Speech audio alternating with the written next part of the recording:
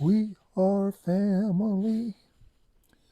I got all my sisters and a brother and nephews and nieces. Um,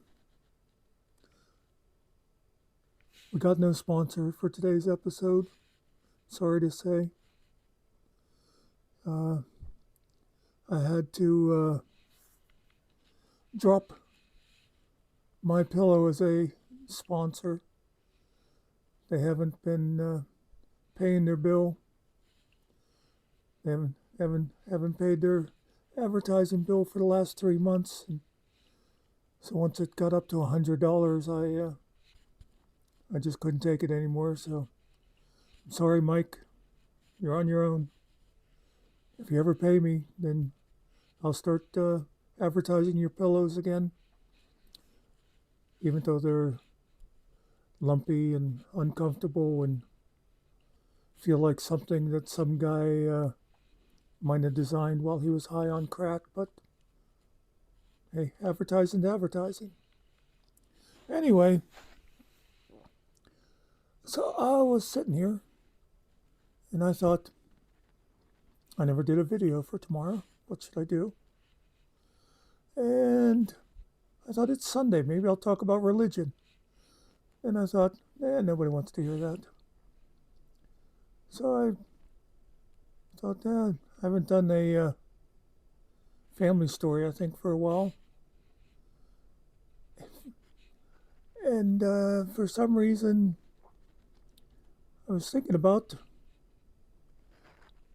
when my mother brought home buttons. Now you're going to say, your mother got a jar of buttons? No, actually, that wasn't it. It was a dog. We'd had dogs, I think, most of the time when I was a kid. We always had outside dogs, which, by the way, I don't really believe in anymore. If you're going to have a dog, bring him inside and make him part of the family. But anyway, one day my mother went with a friend of hers. The friend was taking her dog into the vet for something. And apparently they had a dog there at the vet's that had been abandoned. And my mother's friend said, "Oh, I'll take it." And I'm not exactly sure what happened if she, when she got home, if her husband said, "No, we don't need another dog," or what it was, but my mother ended up with it. And it was a poodle. I think if I remember the sizes right, just so people, I believe it was a toy. Not real tiny, but definitely not standard. So I'm not sure what, but I do remember it was called apricot color, kind of a light brown tan, I guess sort of like an apricot. Anyway, so she brought this dog, and this dog had obviously been abused. It was, you could see its ribs. It hadn't been being fed, and it was real jittery, and it would just shy away from people. But over time, it kind of loosened up, and my mother put some meat on his bones. And well, one thing I'll say about it, a lot of people always thought when I'd say this, they thought I was making a joke because of him being a French poodle, and I'd say he was gay, but he really was.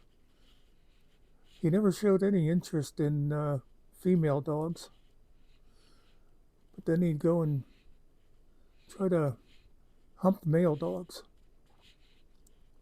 So, but anyway, one story I always liked about it. Well, actually, there's another story. He used to go and sit under my mother's chair. She'd go get in her chair and he'd sit at her feet. But she had a recliner. And one time she'd been there and she went to go in the kitchen or something, put the chair down, she's walking away, and you could just hear this, oh, oh, oh. It's like your dog or what the, or she'd close the chair on him. And ever after that, he'd still sit there, but all you had to do was like rattle the handle on the recliner and he was up out of there. He also used to be really jealous of my mother. Um, he, he was okay around most of us, but I remember if my mother was like sitting on the couch and Buttons would be sitting right next to her, and Barb would go to sit down, and he'd be like, "Arr." He did not like Barb being around my mother at all. It was just, but anyway, another story. Hope you people like dog stories. I remember now where we lived. Across the street on the other side of the road, there was like a high curb. I don't know.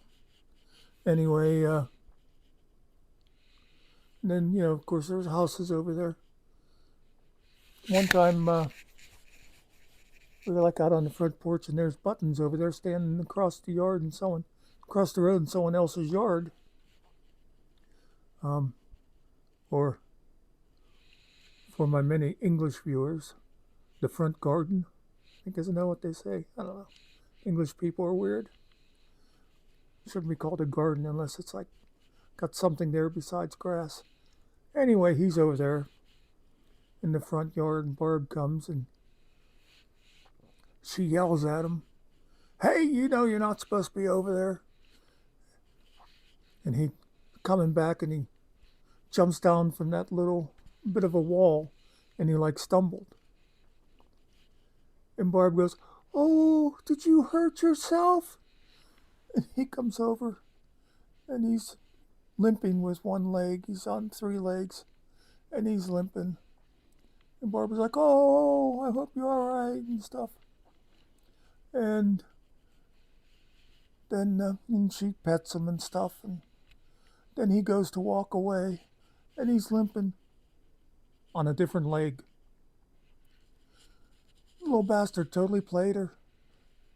He made believe he was hurt so he wouldn't get in trouble for going across the street.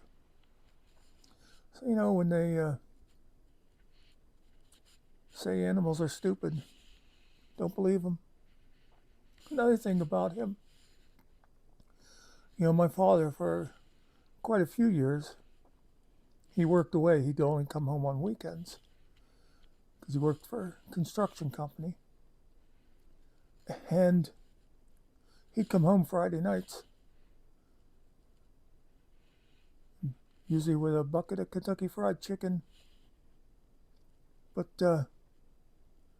we'd be sitting there in the living room, and all of a sudden, Buttons would just sort of, he'd perk up, and he'd go and stand by the back door. And about 5 minutes later, my father would come walking in. The only thing I could ever figure is, I wondered if my father, if there was like the brakes had a squeak in them or something that humans couldn't hear. And so when he hit a place up the road where he had to put the brakes on, if Buttons would hear that and knew that was his car. I don't know, but it was just always so weird that we'd be sitting there and out of nowhere, he'd go to the back door and pretty soon here comes my father. I don't know, maybe Buttons smelled the chicken.